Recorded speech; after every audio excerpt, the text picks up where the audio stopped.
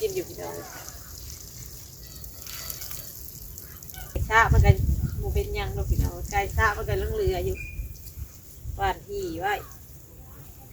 ไก่ตัวเองเขามาซาแล้วก็อันท่าทางเลยอันท่าทางเลยมันสิป่งเสมอกันเลยมันสิพอได้แกงท่าทางบททางมันกัดป่งน้อย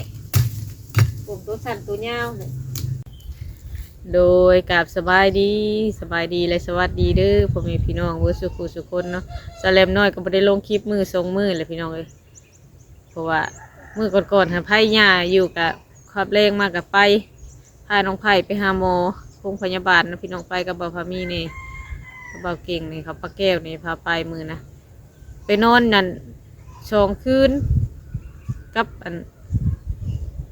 2 มื้อ2 คืนพี่น้องไปกลางคืนมื้อนั่นไปนอนพุ่นกับซาเลมน้อยนี่บ่าวพามีบ่าวเก่งไอเที่ยวผัวบ่มีผัวเอาไอเที่ยวผัวหุ่นไปเฮ็ดกะกลางคืนเนาะซาเลมน้อยก็เอาไปนำกะเบิ่งเอาอะไรพี่น้องลูกกะยังน้อยอยู่ทวิตก็บ่อยากเอาไปปานใดกะอีต้นน้องไผ่นี่บ่มีผู้อันต้องไปเบิ่งนำกันอะไรพี่น้องแล้วคือผู้ชายเขาก็เบิ่งบ่ฮู้ปานใดบางอันบางอย่างค่ะบ่าวเก่งก็ซาเลมน้อยก็เช็ดน้ำเช็ดยังให้ตลอดเลยพี่น้องเบิ่งให้ตลอดอยู่พี่น้องไปนำกัน2 มื้อ2 คืนพี่น้องว่านนี้ได้ออกมาแล้วพี่น้องออกมาเฮือนเลยพี่น้องก็ดีใจเลยเพิ่นได้ออกมาเฮือนมาซานผัวทันโมเพิ่นให้ออกมาแล้วมาเฮือนมาซานแล้วพักผ่อนอยู่เฮือนต้มน้ำต้มยังอาบภาษายาพื้นเมืองเฮาเลยพี่น้องเปลือกกกเสือกบ่หรือว่ากกพี่ช้างกกมักทั่วเฮบ่หลายอย่างเลยพี่น้องหลายคนก็บอกอยู่ก็ต้มอาบต้มยังเอามาเฮือนเลยก็ให้ดีให้เศร้าเลยพี่น้องพากันไปนอน2 คืนมาเฮือนเลยพี่น้องสาเลมน้อยกับมาเฮ็ดเวียกอยู่เฮือนสิมาไผ่หญ้าไผ่ยังอยู่เฮือนมื้อนี้สิมาฮดพักก่อนตอนเช้าไผ่หญ้ากับบ่ทันแล้วพี่น้องปะก่อนไก่ก็จนหนีพี่น้องไก่ขอซื้อนั้นไม่ทำอ่ะมันจนกลับเมื่อเฮือนแล้วค่ะก็ไปจับมาคืนนี่พี่น้องพวกบ่ได้อยู่2 คืนนั่นบ่มีผู้อยู่เฮือนมีแต่มาเกลือแล้วก็ไปมันกลับเมื่อนอนพุ่นมันบ่ทันลืมพี่ก็เลยว่าไผ่หญ้าให้มาแล้วอยากเฮ็ดคอกไก่อยากค้างไก่ไว้พี่น้องเอ้ยอยู่เฮือนซะก่อนมื้อนี้ทานกี่เพิ่นก็พอขวัดแล้วอยู่ไว้หันก็ได้จะเบาเก่งท่านเพิ่นนั่นก็เพิ่นออกไปขวัดกับว่าพอมีชั้นสั้นกับใส่เล็บน้อยว่างออกไปเก็บซอยนี่จะเพิ่นขวัดอะไรพี่น้องนี่จะไปฮดพักก่อนพี่น้องวันนี้โดยพี่น้องเปิดภาพมาบัดนี้ก็สิฮดพักก่อนพี่น้องพักก็กำลังเกิดอากาศหวานไว้ก็กำลังเกิดเหลือไก่สะพี่น้องบ่ได้อยู่เพื่อนละไก่หลักเข่าลังเถื่อก็ได้อ้อมตะนางอันนี้แต่ว่ามันดอกเลยมันเป็นตัวเก่าไปปี2 ปีเลยพี่น้องมันกระดกกันยังเลยกะมาน้อยมาเห็นมากัดแต่มันก็เป็นโป่งไก่กับข้าวพี่น้องเลยผู้พักกำลังเกิดทั้งนี้กะอันนี้ผักกาดหวานไว้บงผักกาดส้มอันนี้ผักบุ้งกำลังแตกขึ้นเป็นแถวไปฮะยังน้อยอยู่ผักสะระเน่นี่ก็กำลังงามอันนี้ก็ผักหอมป้อมกับผักซีเนี่ยละครึ่งกำลังงามพี่น้องผู้กำลังโสดขึ้นมามันกำลังโสดขึ้นมานี่ก็ได้ผักหอมป้อมผักซีกำลังขึ้นพี่น้องเขียวขึ้นมาโสดขึ้นมาน้ำใบโหสีไข่เอาใบโหสีไข่ปุ๊บโบมีเพื่องเถื่อนั่นแหละก็เอาโหสีไข่ปุ๊บพี่น้องเลยพดพักกดกับซิมาทางโกไผ่แต่หาน้ำใหม่มือนั้นยังบ่ทันได้ทางออกอยู่พี่น้องบ่ทันมีเวลาทางออกพดพักก่อนพี่น้องอันนี้น้ำพักบัวพี่น้องมันทำมาแล้วโลกแบ่งมาให้1 มายายปลูกไว้ออกดอกพี่น้องบัวมันออกดอกตั้งแต่อยู่น้ำลาวพุ่นแต่บัดนี้มันแก่นะพี่น้องเลยเราแบ่งโกมันแหละเราลูกแบ่งมาให้แต่พอท่านเด็ดเอาดอกมันออกเด็ดดอกมันออกมันกระปุกใหม่ที่เจ้าต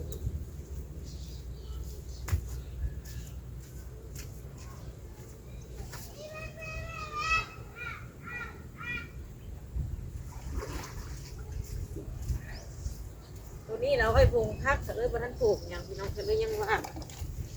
ไปบุงผักกาดตัวบนบานไว้ตะกรวดกระปุกใส่อันนี้ไว้เพราะได้เก็บใส่เจียว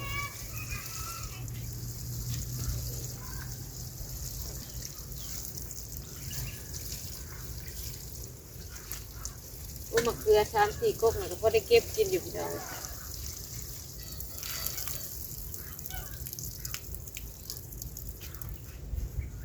นานๆนั่นทันพุดแล้วพุด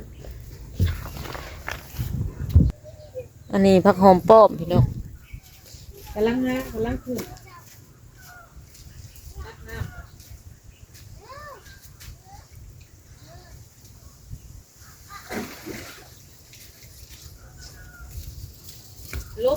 ลมอยู่นี่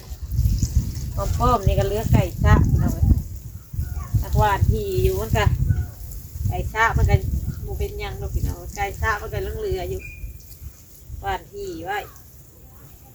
ไก่ตัวเองเขามาชะแล้วก็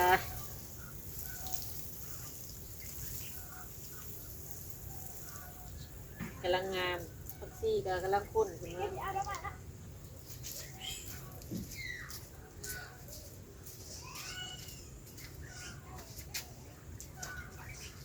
วัดเดี๋ยววัดการเย็นเห็นว่าเป็นวัด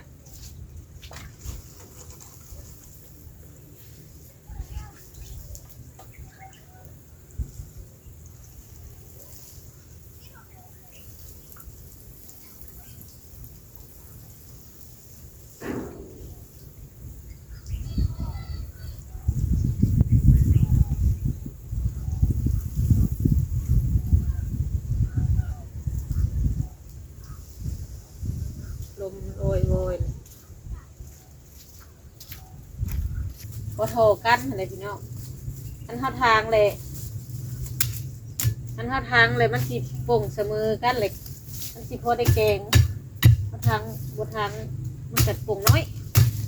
โป่งตัวสั้นตัวยาวเนี่ยตัวเก๋ตัวอ่อนตัวแบบนี้กับมันสิโป่งคนกับทันสิ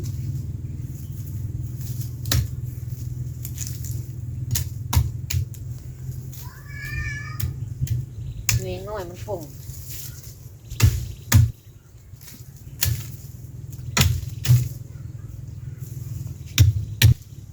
น้องไม้บ่ทันหลายพี่น้องกระทางเอาโน่นนี่ก็พอได้กินอยู่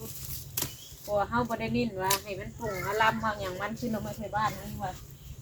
เอาลำมันนี่ยังไปกินเองทางนู้นกับปรุงนั้นบนหน้าผาก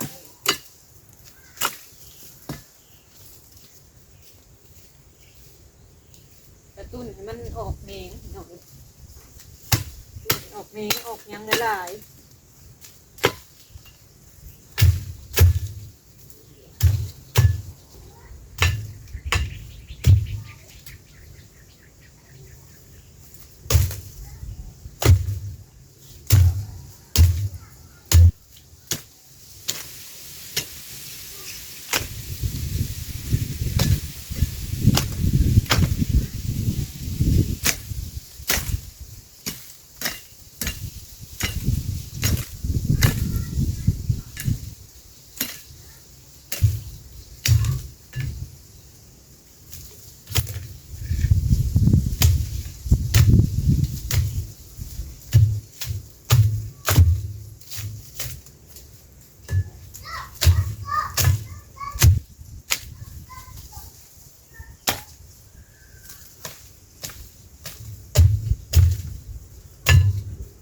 ทางออกมันกระปรุงที่ก้าวพี่น้อง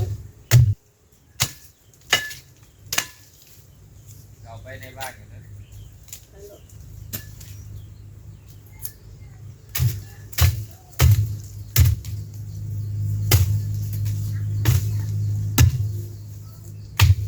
ให้ชายทิว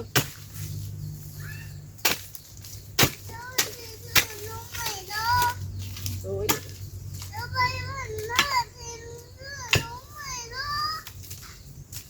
ไปกับไปเลยเล็กน้อยนี่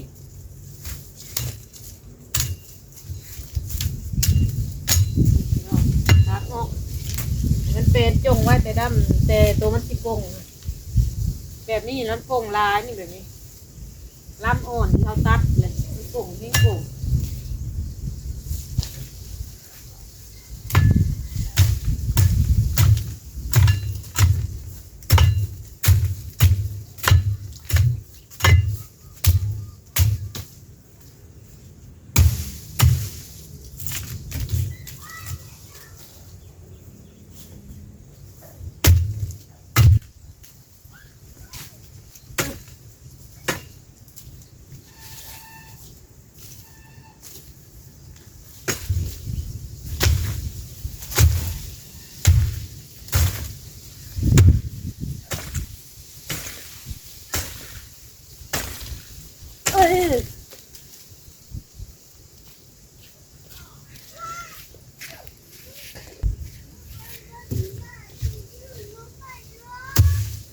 แปดนี่แหละพี่น้อง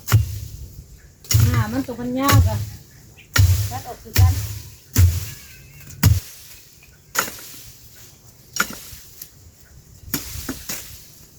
มันยาวกว่ามันแก่ฮะบนเล็กให้น้องอันนี้มันออกตัดจนตัวบนเขาอันทำไมมือก่อนแล้วเขาตัดออกมันอยู่แก่ดีเลยทันบตัดมันบกโป่งเมงมันถนัดไม่ได้มันบตายเด้อต้องเอาลำเดียวบนโป่งนะเขาแกงตัดมันสุยกระโปงตัดมันโป่งแมงนี่มันหยอดลงพดตัดออก